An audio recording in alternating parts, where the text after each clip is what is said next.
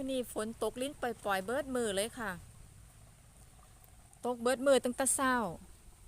ลิ้นปล่อยๆตะวากับเปียกอยู่เด้อนี่บัดนี้มันตกแล้วมันล้มมันน่ะล้มแล้วก็หนาวตั้งแต่เช้าจนตอนนี้น่ะบ่ายแล้วค่ะนี่บ่ายโมงแล้วยังบ่ทันเช้าอยู่มันสิลิ้นแบบนี้ล่ะเบิดมือแท้ๆมื้อนี้ล้มบัดนี้มันล้มเนาะมันก็อากาศมันก็เย็นๆอันเฮ็ดหยังก็บ่ได้มื้อนี้แม้กระทั่งดอกไม้ก็บ่บานเด้อค่ะดอกคุณนายตื่นสายเนาะบ่มีแสงแดดบานว่าบ่บานก็บานอยู่แต่ว่ามันก็บ่บานคือซุมื้อเนาะเบิ่งนี่หนาวเด้ตอนนี้มันล้มเนาะมันล้มมันก็หนาวกำลังเป็นหวัดดีๆล่ะอากาศจังซี่